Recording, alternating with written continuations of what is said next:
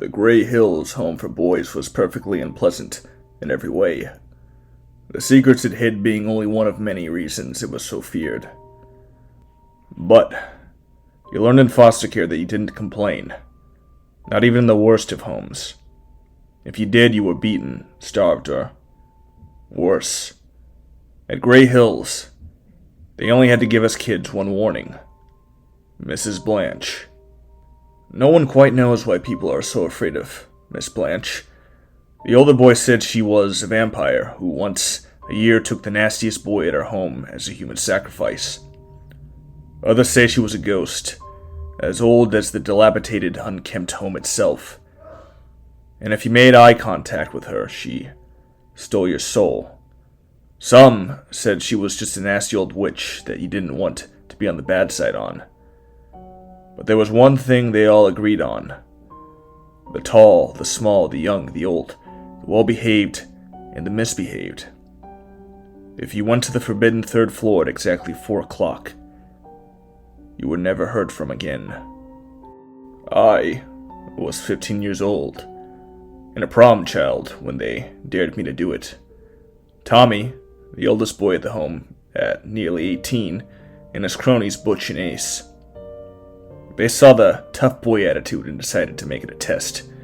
If I survived the night, they told me I'd be cool enough to hang out with them.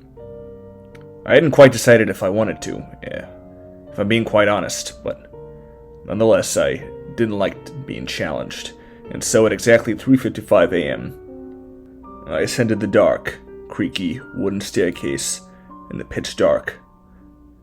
In the middle of the night, the 200-year-old home seemed spookier. During the day, its pastel-colored walls and bright lighting gave it an almost homely feeling. But at night, the lack of light sources made it almost seem like a dungeon. I tried to steel my nerves, as hard as it might have been. I could feel my heart racing as though I'd run half a marathon as the gravity of what I was doing sank in. Mrs. Blanche may have been an old urban legend, but it was one of the express rules of the home to never, under any circumstances, go to the third floor. It was my 10th home in 6 years now, and the thought of being kicked out nearly froze me in my tracks. Truth was, I wanted a family, more than anything. I would never say it aloud, but it was the reason for my temper and devil-may-care attitude. But at 15, it seemed little more than a daydream, I reminded myself. No matter how many social workers promised my happy ending, the truth was, I was simply not going to have one. So, I simply didn't care anymore. At exactly 4 o'clock, I opened the old door to the third floor. Rusted over with age, wood splintering, lock broken. And as I expected to see only darkness and dust, I saw something else instead. Paradise. The room was draped in a bright light, illuminating something wonderful. It was as if Christmas and Thanksgiving had come all at once. A long table lined with food, candy, gifts, and all the trimmings laid before me. Its warm red walls inviting and colorful. It was more food, more toys, more sweets than I had ever seen in my life. And without a doubt, I knew it to be a trap. It reminded me of that old story that, Hansel and Gretel. Things that are sweet and inviting, in my experience, are never what they seem. And for that matter, what would all of this be doing in an old house falling apart at the seams? Nonetheless, I took a small step inside and looked it over carefully. There was nothing inherently off about the decor, nor the food, and when I looked back to check, nothing abnormal had happened. The door hadn't locked, it hadn't disappeared as you'd so often believe by this point. It remained open for me to flee at any time.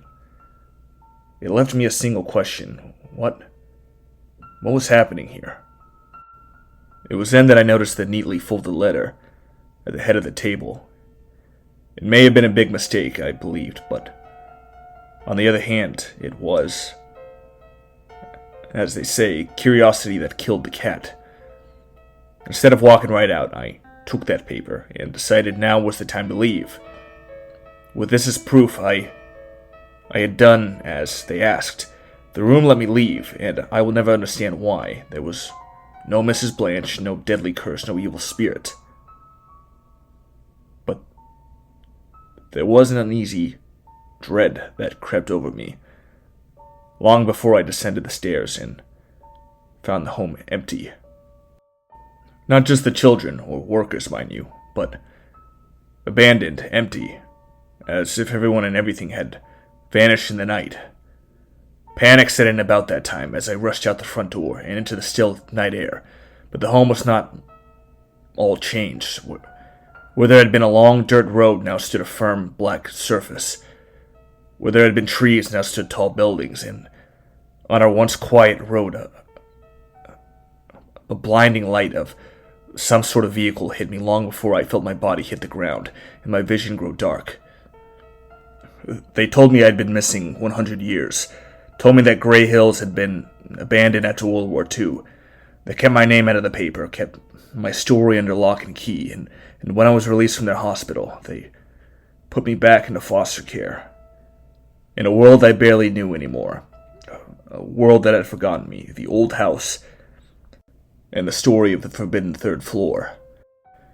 I live in 2025 now, or so they tell me. It's been 3 years since that day, and while I've adapted and moved past my feared shock, a new fear has replaced it. Because if you thought time travel was the twist of my little fable, you'd be wrong. It started when I found the note hidden in my things. Take something, or she follows you there. I didn't understand it until a week later when I saw her for the first time. A woman with matted hair, greenish-hued skin, and a tattered dress made from what I can unmistakably describe as human flesh.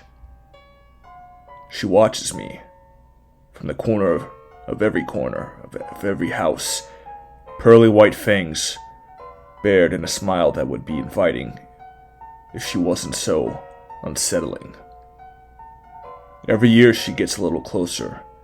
Her sharp, dazzling red eyes get a little sharper, her grin, and possibly wide, a little nastier. This year, I woke up to find her at the foot of my bed, watching me with a look that told me whatever horrible thing Mrs. Blanche had planned for me, my time is up. So if any of you so-called urban explorers decide to explore the old Grey Hills home for boys, if you dare go up to the forbidden floor, don't make the same mistake I did. Take something, or she follows you there.